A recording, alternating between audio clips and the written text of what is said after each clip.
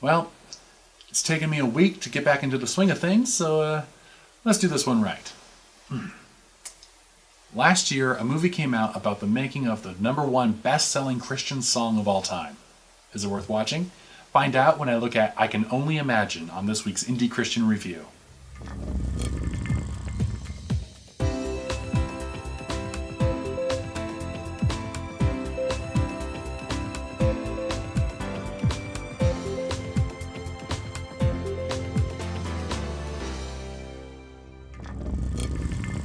There are so many stories about great art being born through the artist's suffering. The story behind the writing of I Can Only Imagine by Bart Millard is certainly no exception. The movie starts off with some moments from Bart's childhood. He loves music, has a great imagination, and has Dennis Quaid for a father. Well, that's a piece of junk. Why don't you just go throw it away?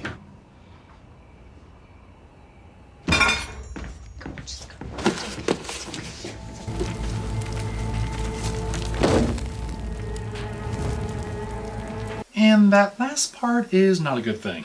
Bart's father is an angry, abusive drunk who's bitter that his own dreams of being a pro football player were dashed, and he takes it out on his wife and son. One year, Bart's mom sends him to a church summer camp, which is a lovely, magical time for him.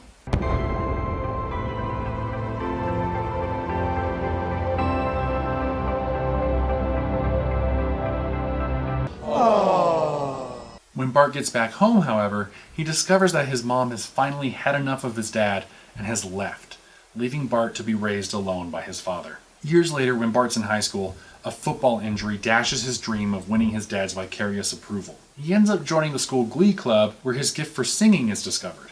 Oh, what a beautiful morning.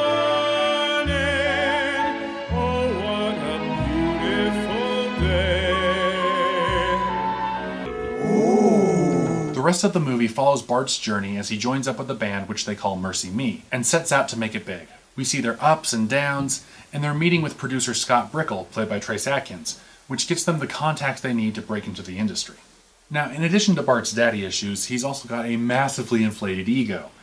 Yeah, he's good, but there is no humility to go along with that talent. It eventually blows up in his face spectacularly. But through all the hardship and pain, there are seeds planted throughout his life that will eventually bloom into that hit song, I Can Only Imagine. This is a very emotional story, and I can see why it was made into a movie. Yeah, of course, I'd heard the song before, but I had no idea it was the #1 best-selling Christian song. This movie really gave me a deeper appreciation for it. One aspect that I really found interesting is the fact that there's no gospel presentation per se, not in the way you would usually expect. There's no sinner's prayer, there's no sermon or anything like that. Instead, we see the transforming power that the gospel can have on a person's life. Like I said in my Case for Christ review, since this is based on a true story, I'm less concerned about spoilers right now. Bart's father is diagnosed with cancer shortly before Bart graduates high school. Too proud to admit that he's ill, he doesn't say anything to Bart until years later. When Bart eventually does visit him, he's shocked to hear that his father has actually become a Christian. I was listening to you on the radio because he'd sing and I'd listen to every word, and then you'd finish and then I'd listen to what they were talking about there at church. That's what saved me. So that's the closest we get to a gospel presentation in the movie, and I love it. We're not just watching people talk about their feelings, we're actually seeing the change. We see that difference, the before and after, and it feels genuine. And what's even better is that Bart doesn't accept his father's conversion right away. In fact, he rejects it. I mean, and that's fine, because it's real, it's a genuine reaction. I mean, if we went from this straight into this,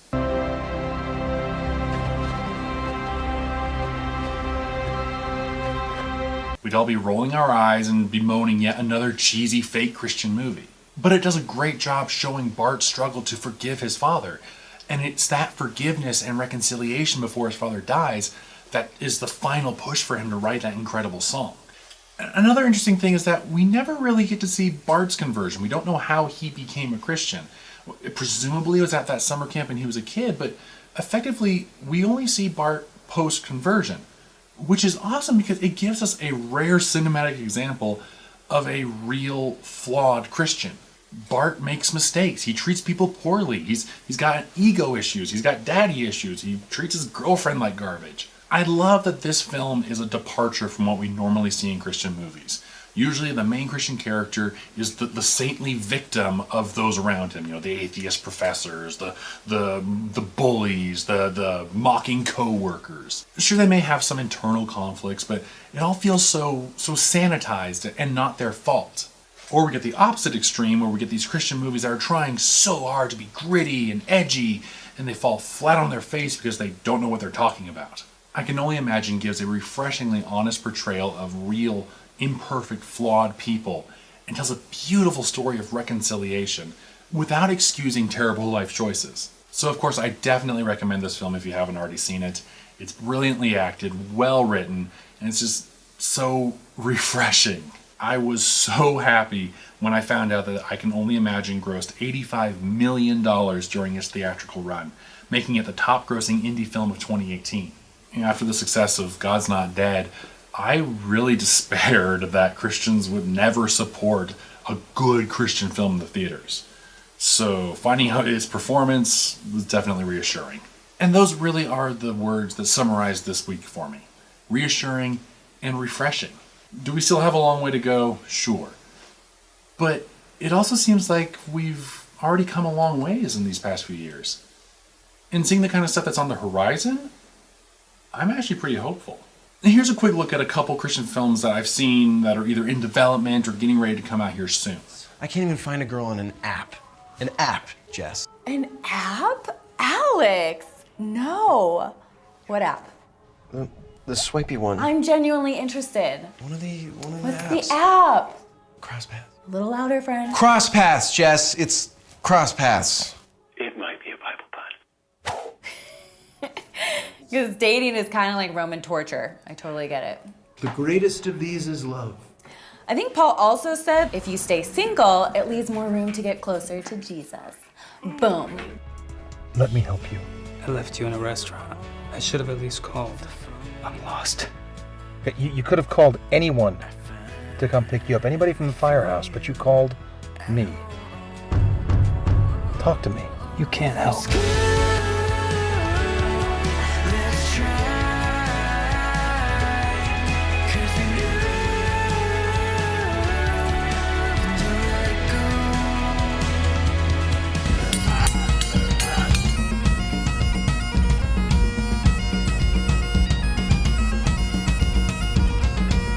This early church from the Dark Ages left behind stories that remind us of the book of Acts and radiate the love of Christ.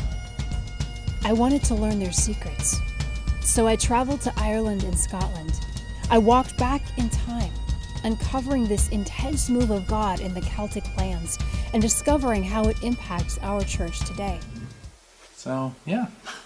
I do feel that this week has been good for me and that it's reignited that passion for filmmaking and storytelling that I used to have. And I feel a lot better about bringing Indy Christian Review to an end this time around. Well, gentlemen, it has been an honor and a privilege. Likewise. Storyteller.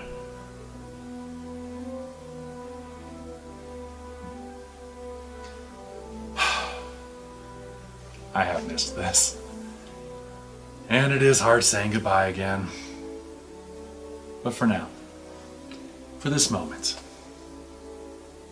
I am the storyteller again.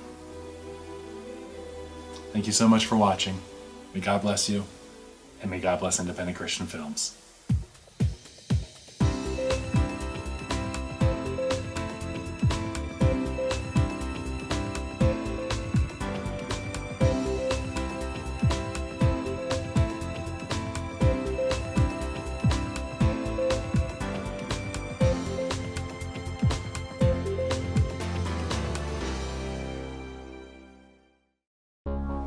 Hi there. I'm Zack Lawrence, and welcome to my new and improved Patreon page. You might remember me as the host of the web series Indy Christian Review. I also directed a feature film adaptation of the best-selling novel In His Steps that was released worldwide back in 2015. I'm a filmmaker at heart, and I've worn a lot of hats over the years, figuratively and literally. These days, I'm focusing on writing, directing, and editing my own films through my production company, Standing Sun Productions. As I search for my next big feature film project, I'm creating short films to keep my creative muscles exercised and to work on new skills. And between films, I do a weekly vlog of my family life and any fun behind-the-scenes moments that I feel like sharing. I believe that stories can change lives, and those are the stories that I want to tell. I want to make films that encourage people to examine their lives and be empowered to change them for the better. The purpose of this Patreon page is to raise the funds we need to create those films. Think of it as a reoccurring tip jar. At most, I'll put out one film a month, and the patrons are only charged when that film is released. The more money we can raise, the better the production budget's going to be, the better quality of films we're going to have. So, take a look around the page, check out my past films, and if you want to support me, I'd really appreciate it. Thanks for watching.